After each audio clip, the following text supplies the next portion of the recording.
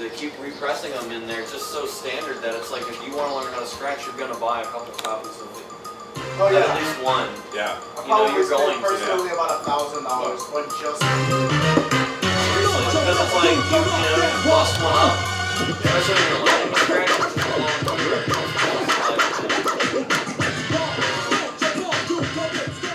Tony Scratchery.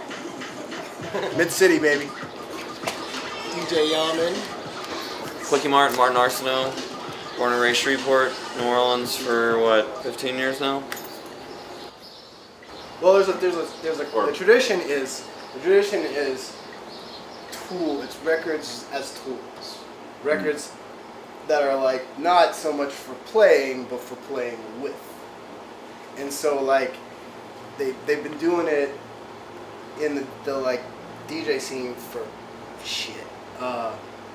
Since 20-something years, yeah, probably. since that like probably the late '80s, early '90s is when Qbert and those guys started pressing all their own stuff, and it was like Qbert and DJ Rectangle, and then whoever the Wicked Mix guys are, and like these records that were really like tools for scratch DJs to use in a creative way, kind of like outside the club. It's like a bedroom niche little small genre thing, you know. For producers that don't have access to samples like that, you know, we're kind of just like putting it out there also for that to see how it makes the music a more international sound, because now people have access to make you know, bounce chants on their songs, and they can, you know, have all the elements they need to even make a bounce record right there. And whereas, you know, if you don't know what bounce is, or you do and you're not, and you live in whatever, you know, Odessa, Texas, you don't know who to ask to where those samples come from. Well, you just buy the record and there you go.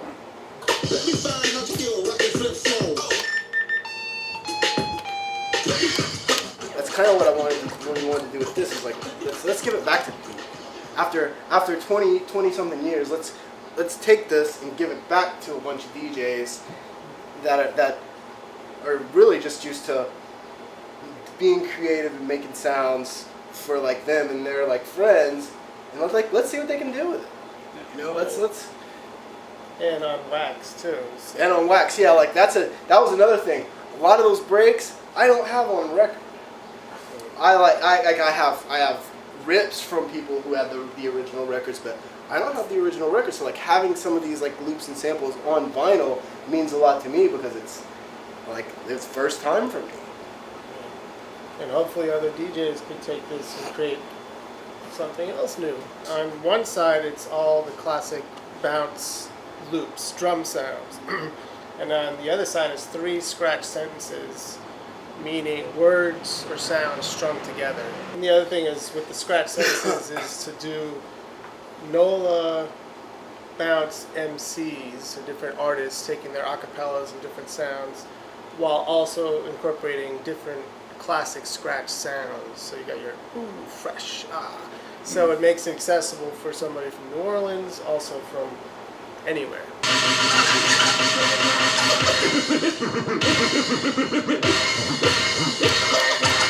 Will you do a second volume? Yeah. We're already getting it together, I think. A 10-inch and then a 12-inch. Yeah. So bounce breaks, bouncier, bounciest. And I mean that'll be the trilogy, you know. It's like the Star Wars trilogy of bounce records. The evolution. You know. Yeah, basically, like what happens with the record is the profits go to the bounce artists that I recorded for the vocals, because most of those vocals are original and from sessions that I did with them. So, or we, you know, just asked for permission. So basically, profits go to them, and then the rest goes to making another one. Mm-hmm. Cool.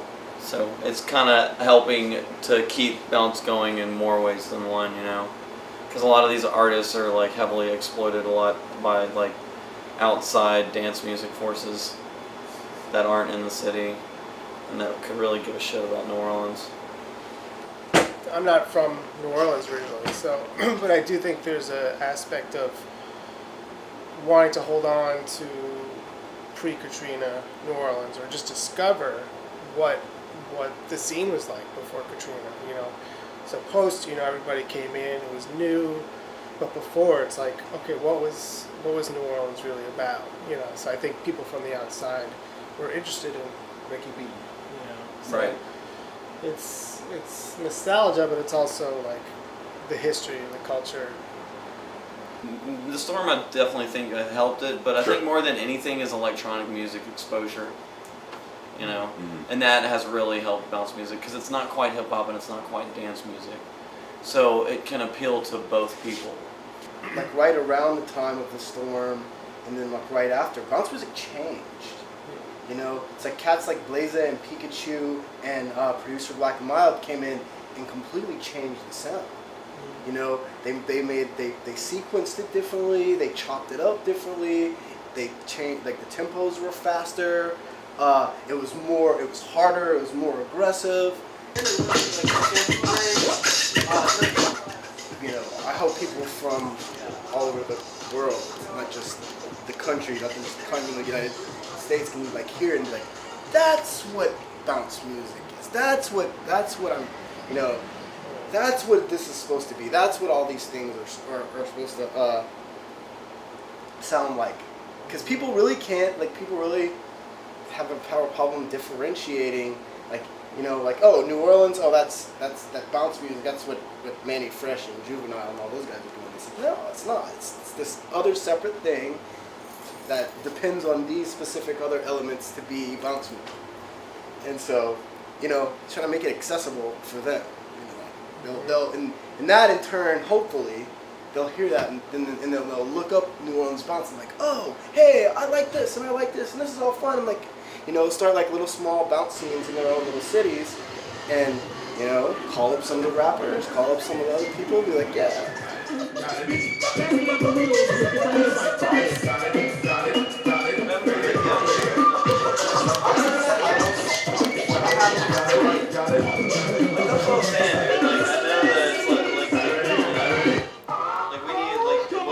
I can just keep going.